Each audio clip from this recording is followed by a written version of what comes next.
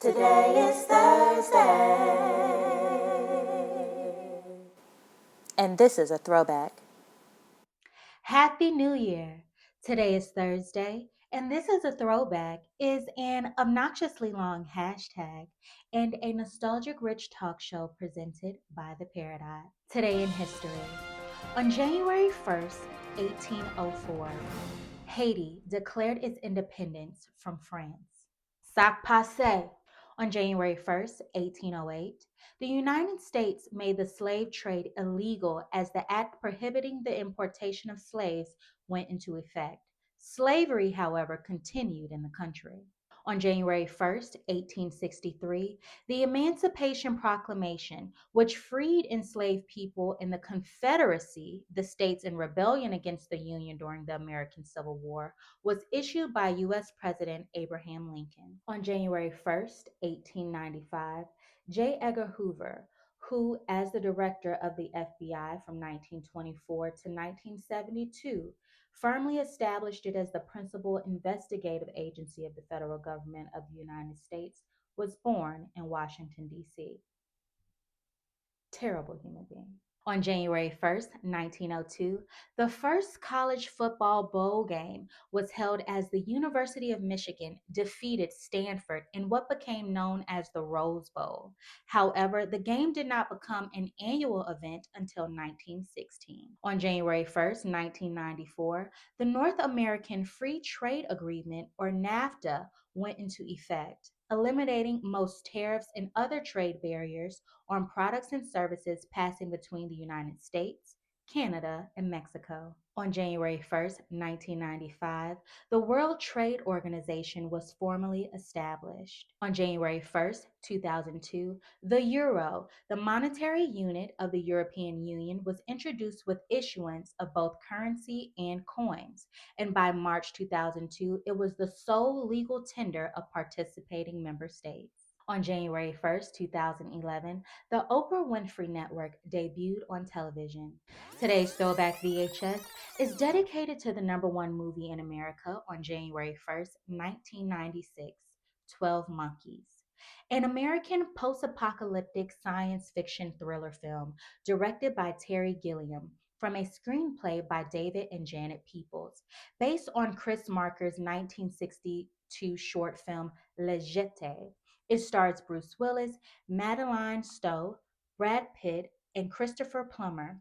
Set in a post apocalyptic future devastated by disease, the film follows a convict who is sent back in time to gather information about the man made virus that wiped out most of the human population on the planet. Back in the days when I was young, I'm not a kid anymore, but some days I sit and wish I was a kid again.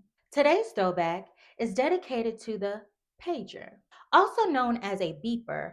Call me, beep me if you want to reach me. I wasn't old enough to have a pager, but I did have a gum dispenser that looked like one. A pager or beeper is a wireless telecommunications device that receives and displays alphanumeric or voice messages. One way pagers can only receive messages, while response pagers and two-way pagers can also acknowledge, reply to, and originate messages using an internal transmitter.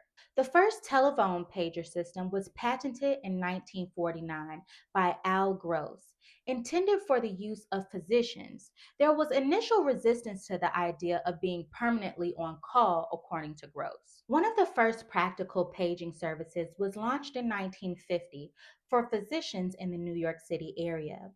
Physicians paid $12 per month USD and carried a 200-gram or 7-ounce pager that would receive phone messages within 40 kilometers or 25 miles of a single transmitter tower. The system was manufactured by the Reeve Sound Company and operated by Teleanswer Phone. In 1960, John Francis Mitchell combined elements of Motorola's walkie-talkie and automobile radio technologies to create the first transistored pager. And from that time, paging technology continued to advance, and pager adoption among emergency personnel was still popular as of July 2016. In the mid 1980s, tone and voice radio paging became popular among emergency responders and professionals. Tone and voice pagers were activated either by a local base station or through a telephone number assigned to each individual pager. In the 1990s, pagers became popular among the general public as a cheaper, smaller, and more reliable alternative to mobile phones. As prices for mobile phones declined, small form factor phones like the Motorola StarTAC and the Nokia Series 40 line came on the market. Cellular connectivity expanded, and digital phones adopted text messaging. Most pager customers outside of specialist fields migrated to mobile phones toward the end of the 1990s. Restaurant pagers remain in wide use since the 2000s.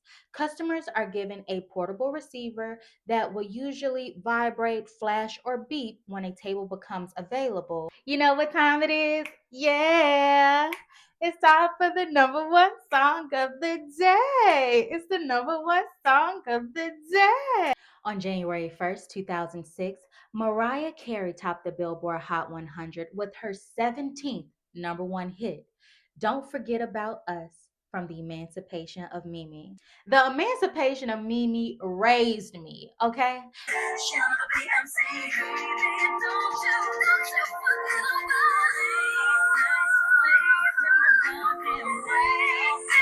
Well, that concludes today's show. I hope you enjoyed. Don't forget to like, comment, share, and subscribe to the Peridot Network on YouTube. Listen to the Peridot's playlist on Spotify, and follow the Peridot.net on Instagram, TikTok, and the website formerly known as Twitter.